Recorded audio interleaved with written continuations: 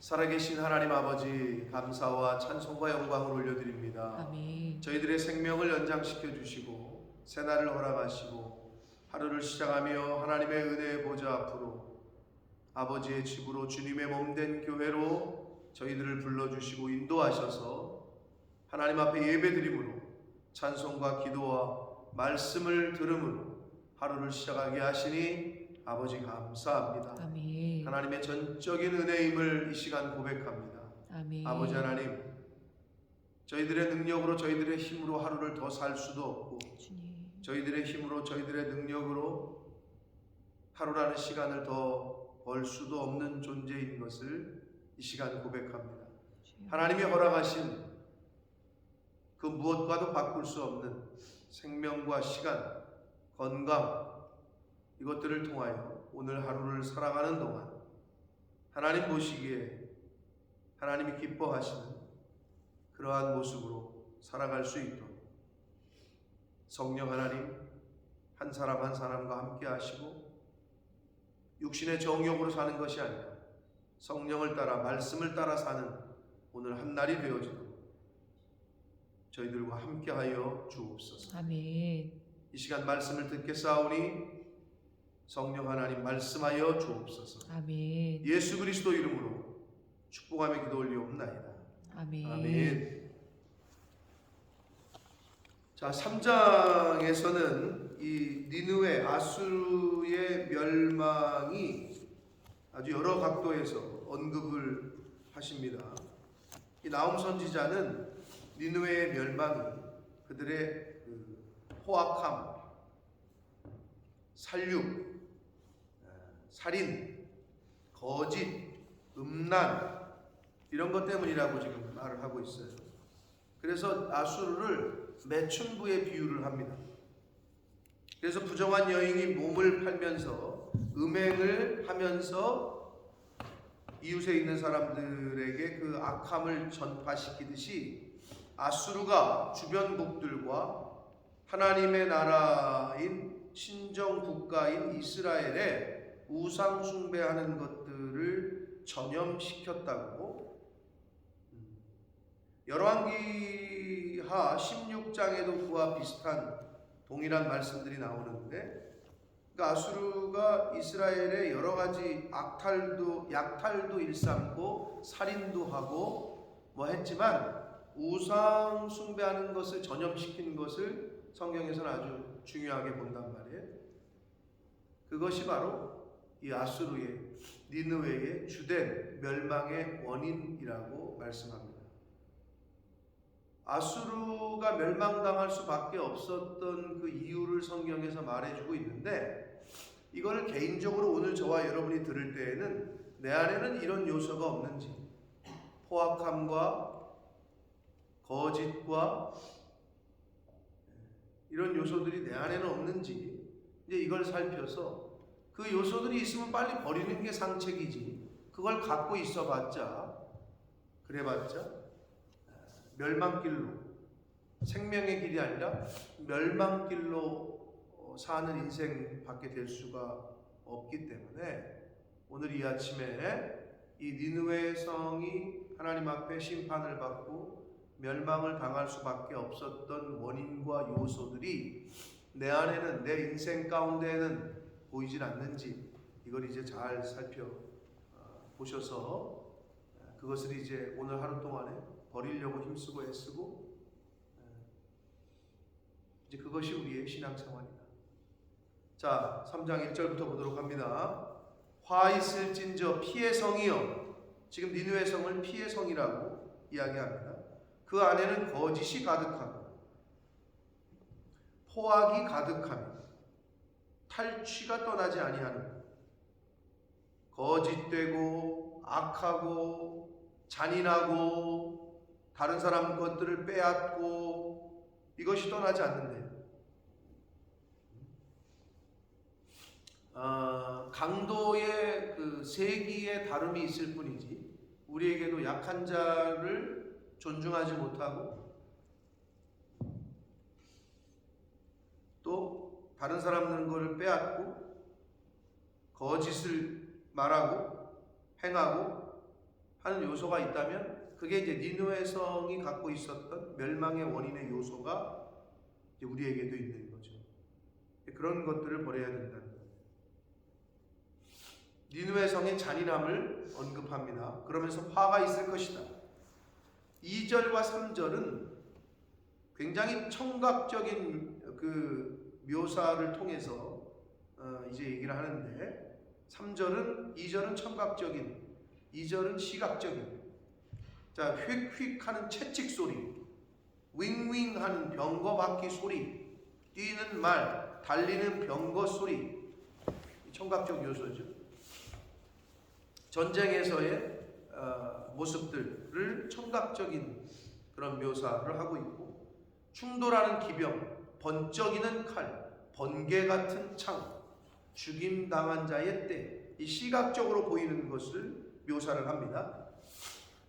죽음의 큰 무더기, 참혹한 상태죠. 무수한 시체, 죽은 시체가 그냥 널브러져 있는, 사람이 그 시체에 걸려 넘어질 정도로. 그래서 이건 성경의 기록인데 역사의 기록에 의하면, 세계사의 기록에 의하면 BC 883년부터 859년에 아수르의 왕이었던 아수르 나스리팔 2세라는 왕이 그 기록으로 남겼는데, 뭐라고 기록으로 남겼냐? 나는 무수히 많은 적들의 목을 베었다. 그들의 피로 온 산을 물들였으니 마치 붉은 천같이 되었다. 적군의 머리를 베어 기둥처럼 쌓아 놓았다. 그리고 어린아이와 여자는 불 속에 던져서 제물로 바쳤다. 이런 기록이 이 세계사 역사의 기록에 있대요. 그러니까 얼마나 잔인하고, 어린아이와 여자는 그냥 산채로 다 불 속에 던져가지고 제물로 바치고, 수많은 그 군사들의 적군의 목을 베어서 산을 붉은 천처럼 물들일 정도로 그랬다는 거예요. 근데 여기 비슷한 말씀이 나오는 거죠. 죽임 당한 자의 때, 아주 많은 때, 죽음의 큰 무더기, 무수한 시체, 이 아수르가 그렇게 잔인했다는 겁니다. 4절 봅니다. 이는 마술에 능숙한 미모의 음녀가, 이제 음녀의 비유를 해요. 많은 음행을 함이라. 그가 그의 음행으로 여러 나라를 미혹하고 우상 숭배를 퍼뜨리고 강요한 것을 의미합니다. 그의 마술로 여러 족속을 미혹했다 라고 말씀합니다. 하나님이 제일 싫어하는 게 우상 숭배인데, 우상을 숭배하는 것뿐만 아니라 다른 사람들도 우상을 숭배하게끔 했다는 거예요. 그래서 5절, 보라, 내가 내게 말하노니 만군의 여호와의 말씀에 내 치마를 걷어올려 내 얼굴에 이르게 하고 내 벌거벗은 것을 나라들에게 보이며 내 부끄러운 것을 문 민족에게 보일 것이다.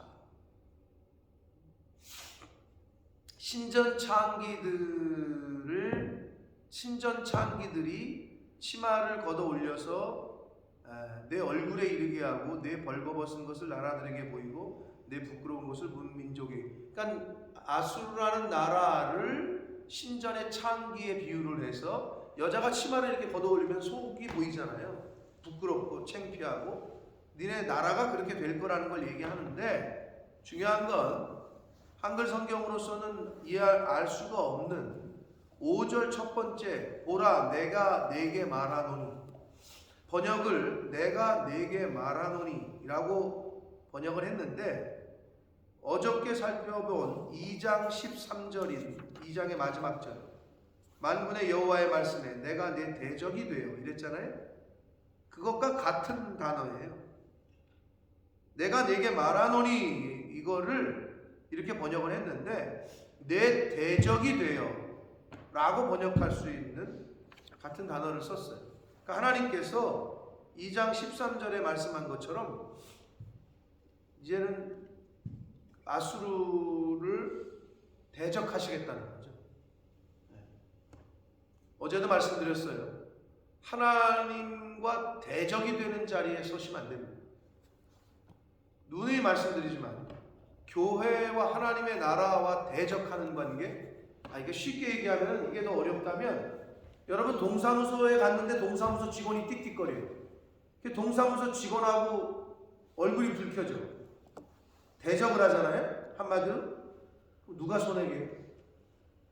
별로 동사무소 직원은 손해 볼 거 없어요. 해줄 것도 안 해주거나 빨리 해줄 것도 늦게 해주거나. 대사관하고 얘기해 봅시다. 대사관에 갔는데 그 직원이 띡띡거려요. 그 소리를 지르잖아요. 그러면 여러분 절차가 늦어집니다. 손해보는 건 나예요. 별로 그렇게 좋을 게 없어요. 똑같은 의미예요. 하나님의 사람이 하나님과 등을 진다.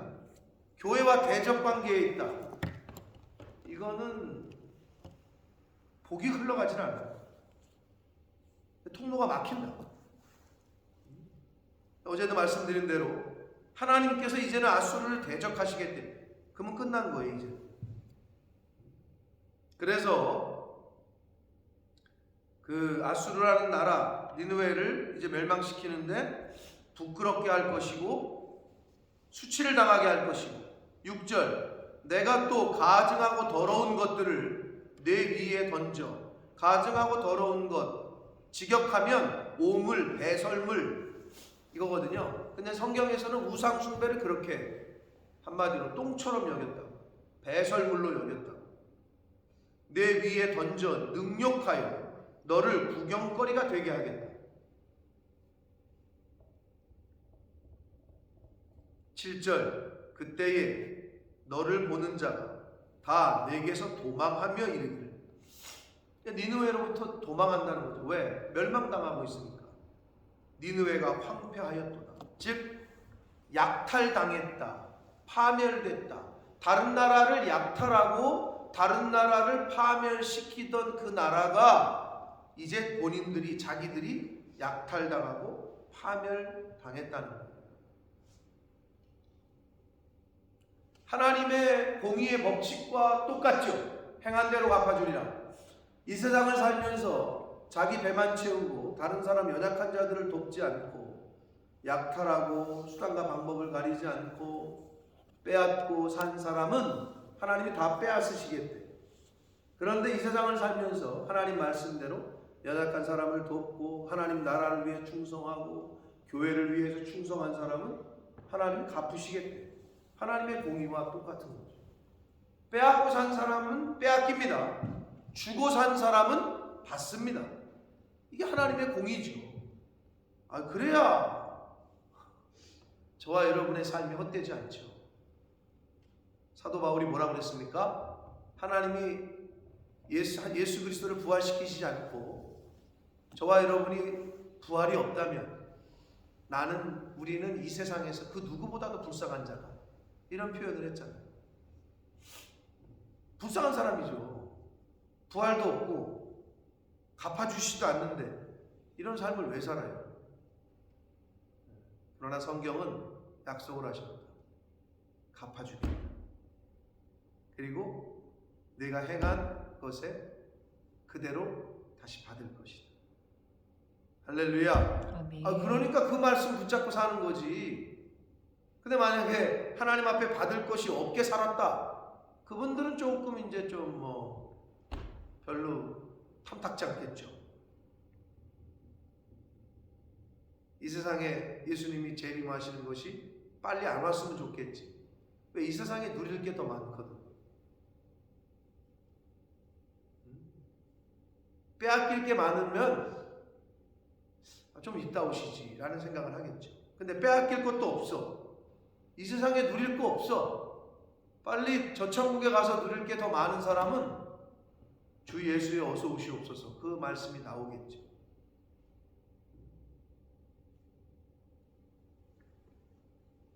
다른 나라를 약탈하고 파멸시켰던 니느웨가, 아수르가 약탈당하고 파멸된다. 하나님의 공입니다. 누가 그것을 위하여 애곡하면 내가 어디서 너를 위로할 자를 구하리요? 구할 수 없습니다. 하나님의 심판을 막을 수가 없고 하나님께서 내리시는 벌을 막을 수가 없다. 하나님이 닫으시면 열 자가 없고 하나님이 여시면 닫을 자가 없습니다. 아멘. 우리가 그 하나님을 믿고 있는 거예요. 그리고 오늘을 기점으로 과거에 역사하셨던 하나님의 모습을 성경을 통해서 또 믿음의 선배들을 통해서 우리는 듣고 보고 있습니다. 그럼 앞으로 현재와 앞으로 살아갈 것에 대해서 성경은 또 말씀하셨고 약속을 하셨어요. 누누이 말씀드립니다. 두 가지밖에 없어요. 생명의 길이냐 사망의 길, 하나님이냐 세상이냐, 중간은 없어요. 요한계시록에 말씀하고 있는 대로 미지근한 신앙생활 하시면 안 돼요. 중간은 없어요. 하나님 편이면 하나님께로 올인하시고, 우리는 그렇지 그쪽으로. 근데 세상 사람들은 어떻게? 세상으로 올인하니까 세상에서 잘 되는 거예요. 아니, 올인을 해야지. 사업을 해도 거기에 온 전력을 쏟고 마음을 쏟아야 돈을 벌지. 근데 뭐 아니 벌면 벌고 되려면 말고, 이런 사람은 못 벌지. 신앙생활도 똑같아. 하나님에게 올인을 해야지. 근데 그게 안 되잖아요. 그러면 이것도 아니고 저것도 아니고 그냥 중간으로 있는 거죠. 근데 그 선택을 하며 사는 거예요, 저와 여러분. 순간순간. 자, 니느웨 하나님의 도구로 쓰임 받았어요. 그러나 그들은 교만했어요. 결국은 하나님의 도구에서, 하나님에게 쓰임 받았던 사람에서 이제 하나님의 심판을 받고 멸망당하는 나라가 됐습니다. 이건 개인적으로도 마찬가지라는 거예요. 하나님 앞에 쓰임을 받고 교회에서 쓰임을 받았는데 교만하고 도를 넘잖아요. 그럼 하나님이 벌을 주십니다. 그 전에 계속 권면을 하죠. 그렇게 하면 안 된다. 돌아와라. 그렇게 행하는 거 그쳐라. 안 했간? 니느웨에다가 이스라엘 백성들에게 안 했어요? 지난 주일날 설교 때 제가 몇 구절 말씀드렸잖아요.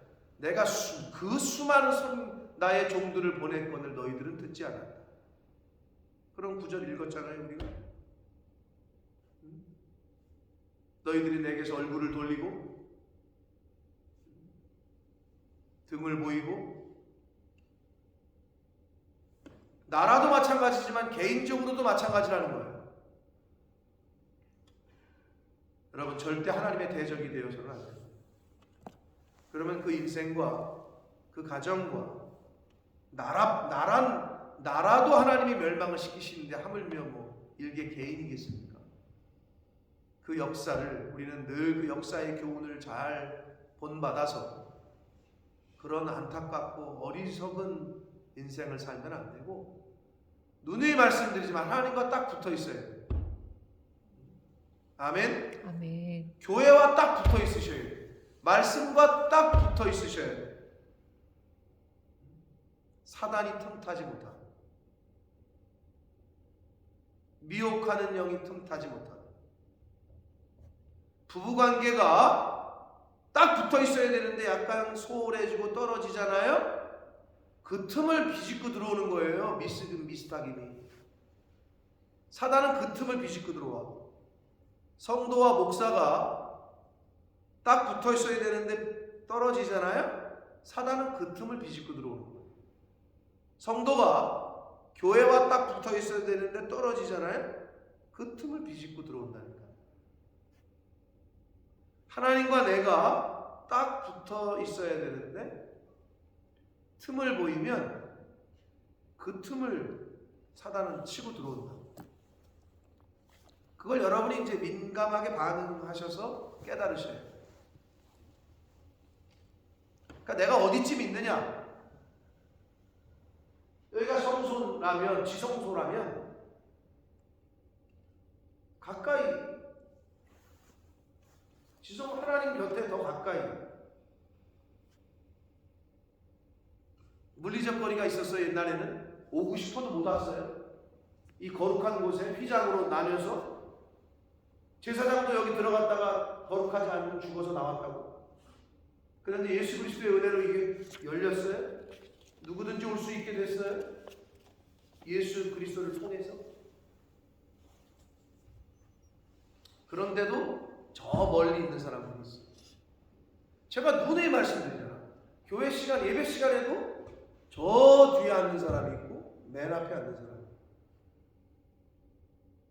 여러 가지 이유로. 그러면 심리적으로, 마음적으로는 어떠세요? 하나님의 보좌에 가까이, 더 가까이, 가까이, 가까이, 더 가까이. 세상에는 어때요? 공무원들의 꿈이 뭐예요? 청와대 가는 거예요.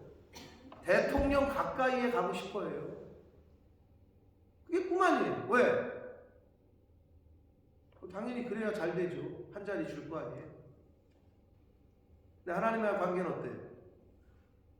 더 가까이, 더 가까이. 내가 그러한 삶을, 신앙생활을 하고 있는지 스스로에게 자문하시라고. 내가 교회를, 내가 주의 종과 관계를, 내가 이 몸된 교회 공동체와의 관계를 그렇게 하고 있는지, 아니면 적당히 거리두고 있는지, 내가 제일 잘 압니다. 오늘 주시는 교훈의 말씀을 잘 가슴에 받으시고 예수 그리스도 이 땅에 다시 오시는 그날까지, 또는 하나님이 부르시는 그 시간까지 하나님과 딱 붙어있고 교회와 딱 붙어있고 말씀과 하나님의 언약과 딱 밀접하게 붙어있는 신앙생활을 하시는 저와 여러분이 되시기를 예수 그리스도 이름으로 축복합니다. 아멘. 살아계신 하나님 아버지, 감사와 찬송과 영광을 올려드립니다. 아멘. 오늘 하루도 아버지 앞에, 아버지의 집에, 주님. 말씀 앞에 저희들이 나왔습니다. 하나님과 딱 붙어 있으려고, 말씀에 가까이 하려고, 교회를 가까이 하려고 이 시간 하루를 시작하며 아버지의 집에 모였습니다. 주여. 이 자리에 있는 한 성도 한 성도, 한 영혼 한 영혼에게 하늘문을 여시고 성령으로 임하셔서 아멘.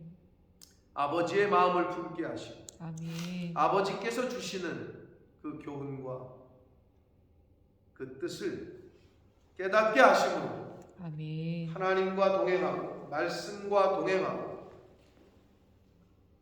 교회와 동행하는 그러한 이 땅에서의 신앙생활을 하는 하나님이 찾으시는 그 한 사람이 될 수 있도록 주님 은혜 내려 주옵소서. 아멘. 말세지 말에 의인을 보겠느냐? 주여.